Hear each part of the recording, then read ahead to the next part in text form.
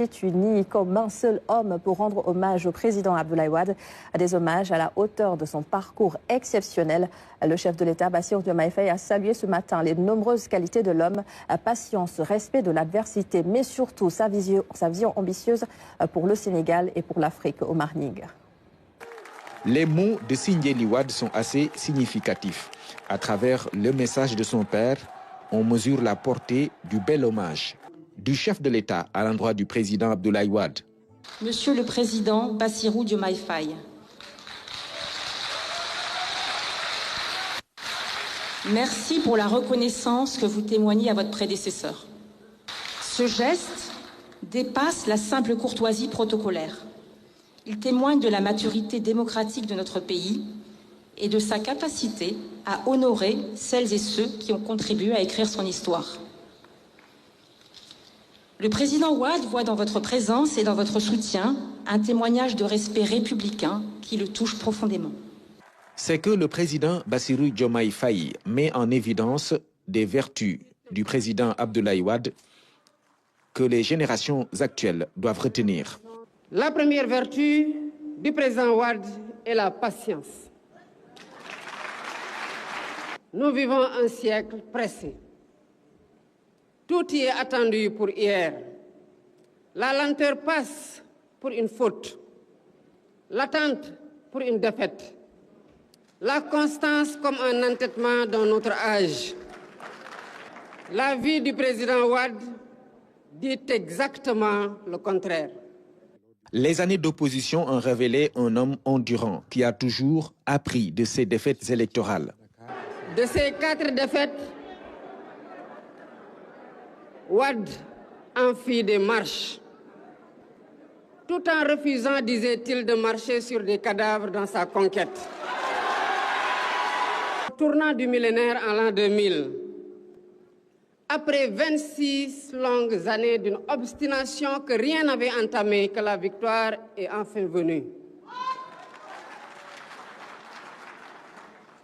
Songez à ce que cela demande. Tenir un quart de siècle, le regard fixé sur un horizon que tout dément. Voir partir les compagnons découragés, rester et poursuivre sa marche. Faire de la patience une forme haute de courage, car il est plus difficile d'attendre sans faiblir que de céder à l'empressement d'un jour. À la jeunesse à qui notre époque promet sans cesse que tout est facile et que tout est dû.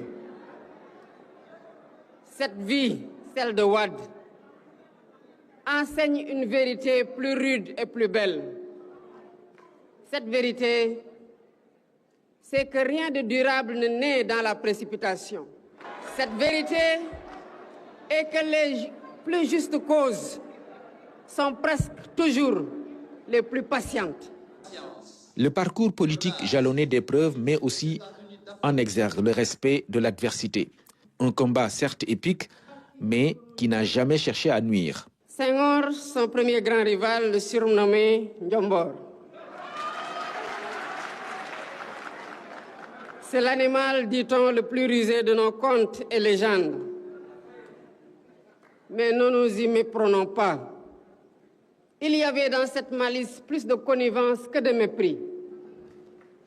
Il y avait de la reconnaissance entre deux intelligences qui se mesuraient et qui se respectaient. Au plus fort d'une campagne dont il pressentait déjà l'issue heureuse,